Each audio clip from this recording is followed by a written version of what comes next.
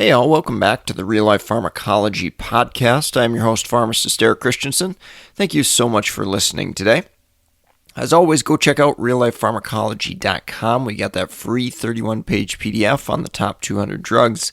It's a great study guide, great refresher if you're out in practice. No-brainer, definitely, to go get that. Simply an email is all it's going to cost you. We also get you updates when we've got new podcasts and content available as well. So, again, reallifepharmacology.com, free 31-page PDF on the top 200 drugs. All right, let's get into the drug of the day today, and that is Pregabalin. Brand name of this medication is Lyrica.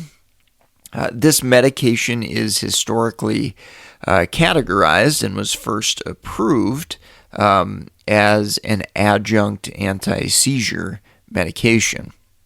So that may be how you see it classified.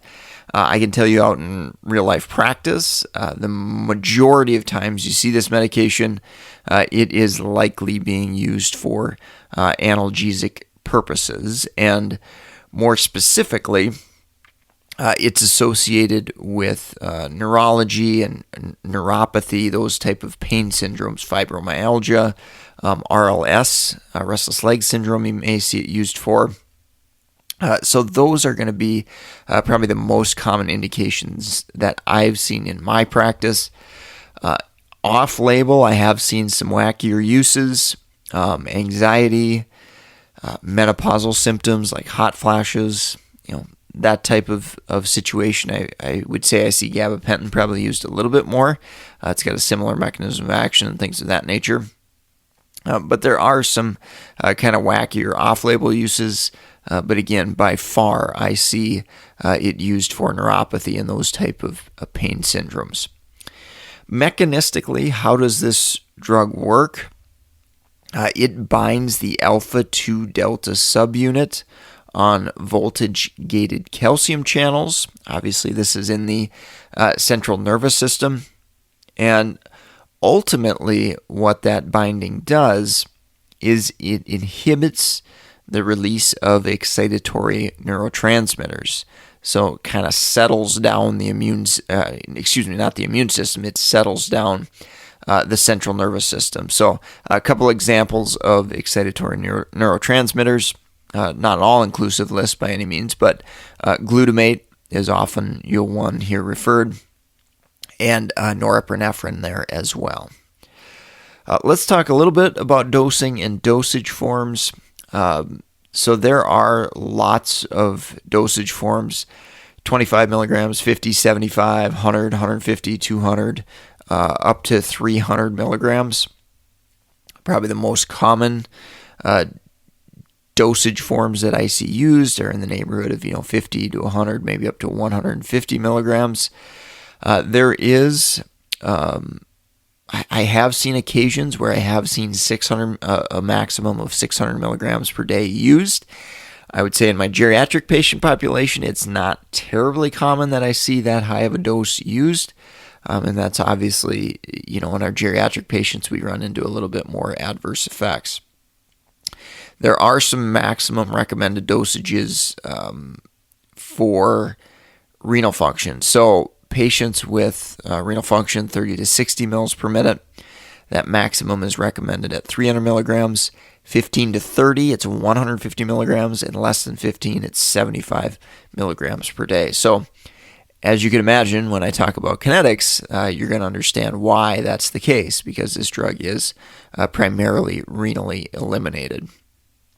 There is a extended release or controlled release formulation. I'm not going to spend much time on it. Honestly, I've never seen it used in practice. So a big issue there is going to be a cost perspective compared to the traditional use.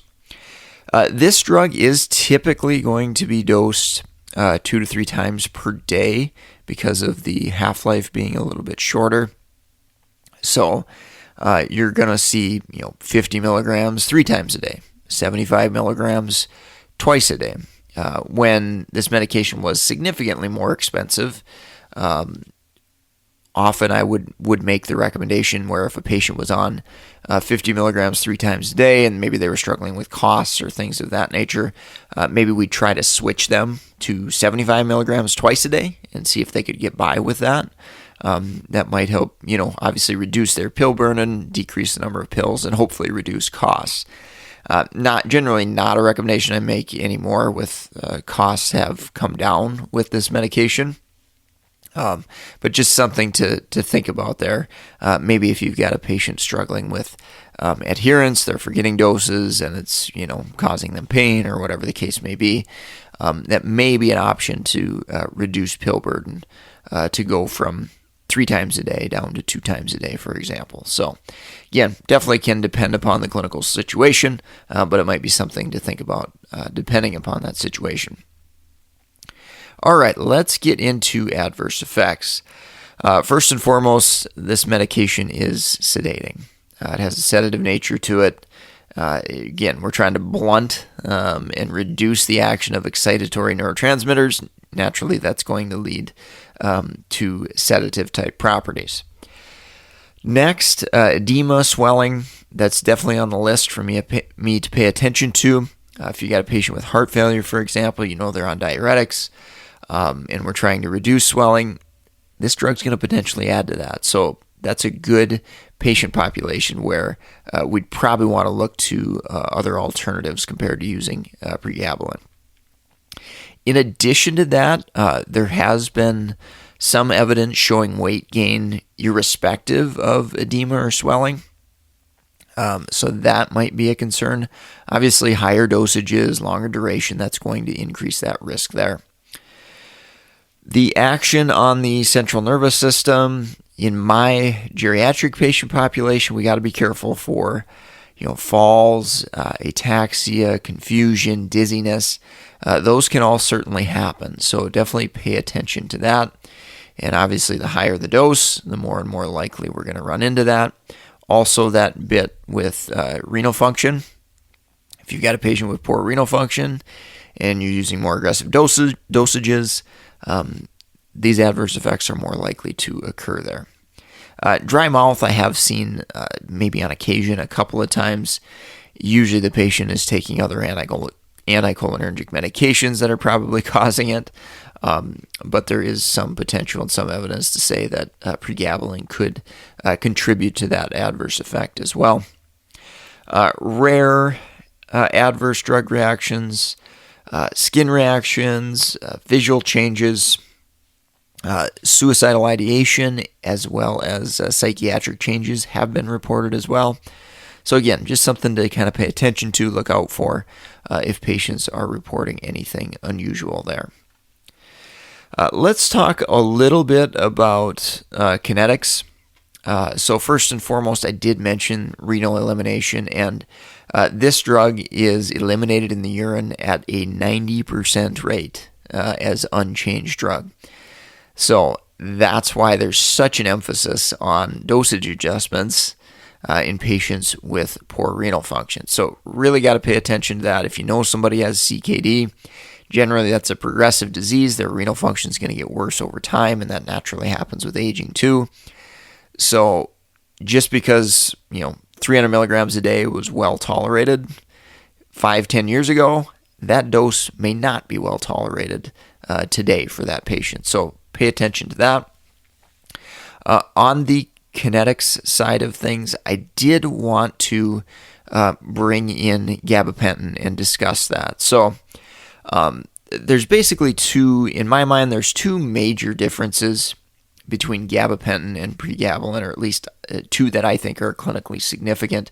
So gabapentin historically is less expensive than pregabalin, and I think most clinicians are more comfortable with gabapentin because they generally have more experience and have used it more.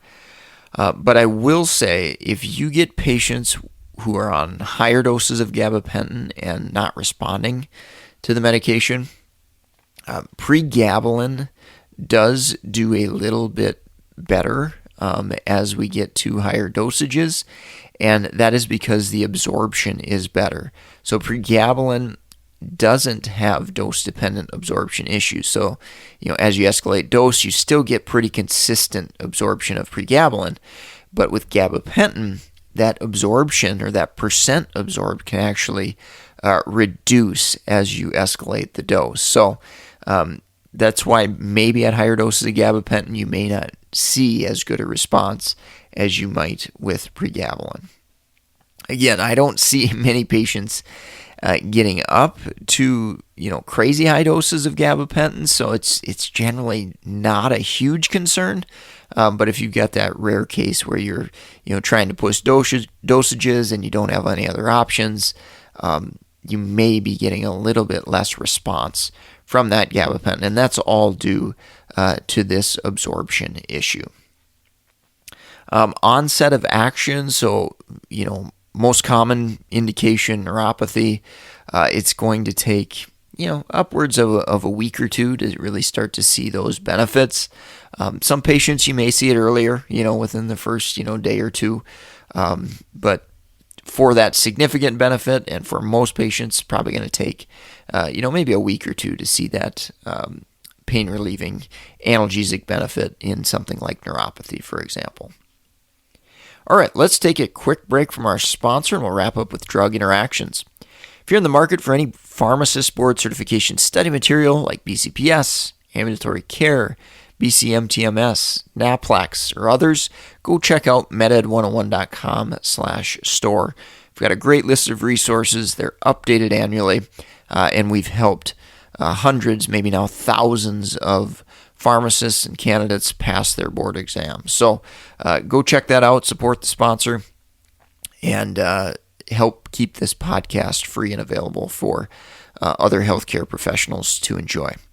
A couple of other options, if you're not a pharmacist, definitely go check out Pregabalin Pharmacology flashcards. It's a great resource for anyone going through classes or want a little refresher. Also a great gift idea. And then we've got the Pharmacology crossword puzzle book as well on Amazon. So kind of unique ways to review, refresh pharmacology there for you. All right, let's get back into pregabalin and let's talk about drug interactions. So we avoid the CYP enzyme system, and that's pretty clear by recognizing that 90% of the drug is eliminated in the urine unchanged. So that's nice. We don't have to worry about CYP enzyme interactions with pregabalin. However, there are some potential additive type adverse effects. So first and foremost, sedation, opioid overdose risk, that can have a cumulative effect, and pregabalin can certainly add to that.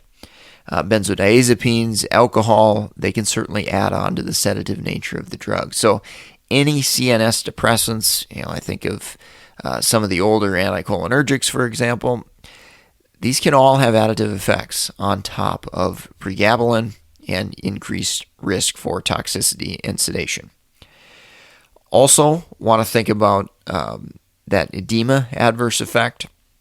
So if we add on other drugs that can cause fluid retention, so let's say maybe NSAIDs, maybe pioglitazone, that can have an additive effect on top of pregabalin's ability to cause that swelling and edema. And last but not least, I did want to mention diuretics. So I've seen this numerous times where we have the prescribing cascade. So let's say we add on pregabalin, and now we see a new start of furosemide, or maybe an increase of furosemide, because we're seeing an increase in edema.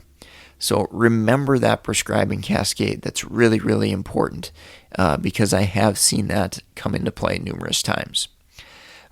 One more, I did want to mention renal function. So we can certainly have medications that increase the risk for renal impairment. So drugs like NSAIDs, ACE inhibitors, diuretics, aminoglycosides. If we impair that kidney or make that renal function worse, we can see an accumulation of pregabalin. So again, really important to monitor that renal function, making sure that we aren't doing more harm than good with medications, and certainly how that can play a role in pregabalin concentrations if that renal function does decline. All right, well, I think that's going to wrap up the podcast for today. If you learned anything today, please do us a huge favor. Leave us a rating review on iTunes or wherever you're listening. Support the sponsor, meded101.com. You can do that by going to meded101.com/store. All purchases there go directly to help support and fund this podcast. So I greatly appreciate those of you who have done that. If you're looking to reach out to me, got suggestions, comments, questions about study materials, books, anything like that, don't hesitate to do that. mededucation101@gmail.com, or you can track me down on LinkedIn as well. Eric Christensen, PharmD, BCPS, BCGP. Thank you so much for listening. Take care, and I hope you have a great rest of your day.